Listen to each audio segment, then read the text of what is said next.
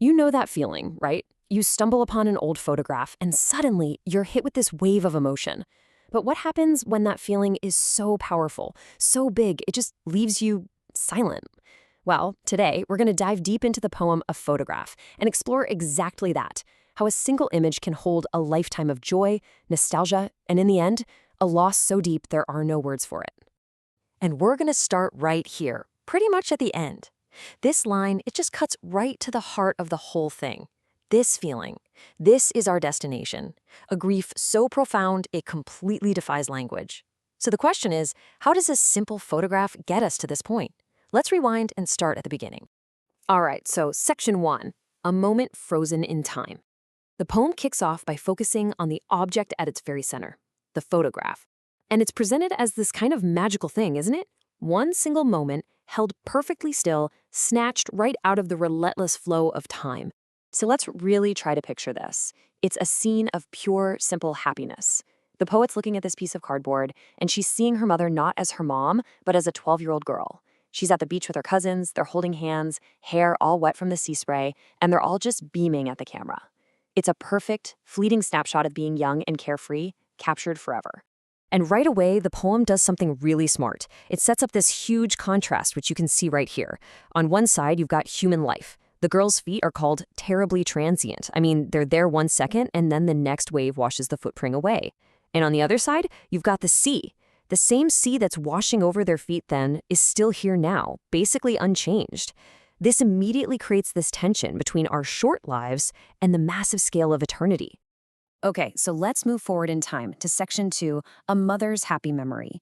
Because, pictures don't just mean one thing forever. As decades go by, this image takes on a whole new life, this time through the eyes of the poet's mother. For the mother, this photo basically became a little time machine. The poet remembers her mom looking at it maybe 20 or 30 years later and just laughing. She'd point out how her cousins were dressed for the beach trip. So for her, that moment had changed from just a day at the beach into this cherished, sweet memory she could go back to. This timeline here really lays out the whole journey of this one object. As you can see, it starts as a simple record of a happy day. Then it evolves, right? It becomes this source of fond laughter for the mother years down the road. But pay attention to that last step. A huge shift is coming that brings us to the present day and to a completely different feeling. And here it is. This is the moment that changes everything. The very same passage of time that created those happy memories now delivers loss. The mother who used to laugh at that picture, she's gone. And with her passing, the photograph is forced to change its meaning one last heartbreaking time.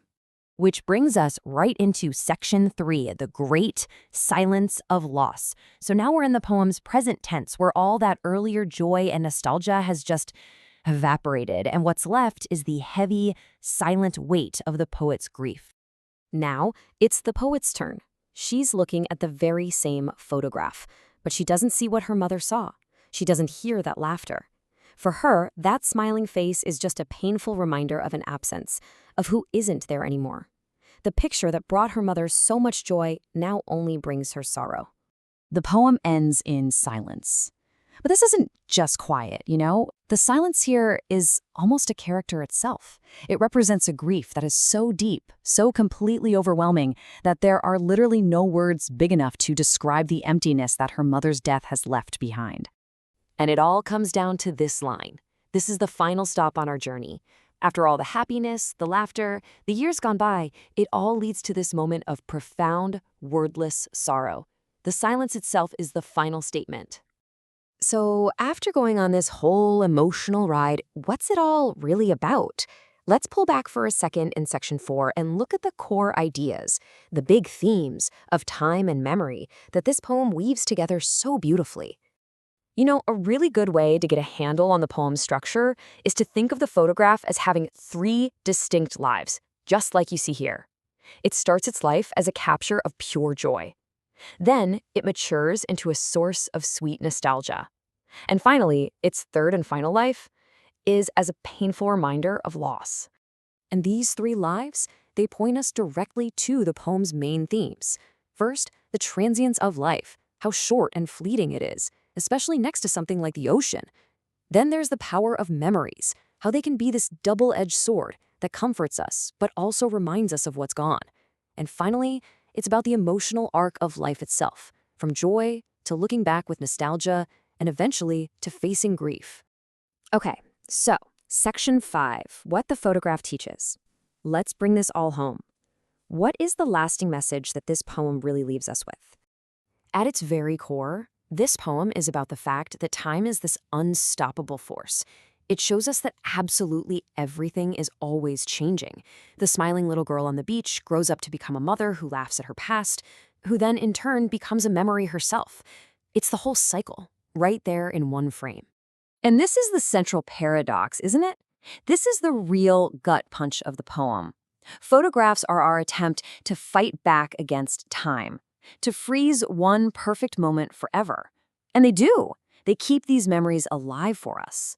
But by doing that, they also become these constant, silent reminders of what and who we've lost. So we'll end with this question, and it's really for you to think about. I mean, we all have thousands of photos on our phones, right? We document everything, but this poem challenges us to think a little deeper. In that endless digital stream of images, which are the ones that are really going to matter? Which are the photos that will one day hold the entire weight of a lifetime? And which one, for you, might one day leave you completely silent, with absolutely nothing left to say?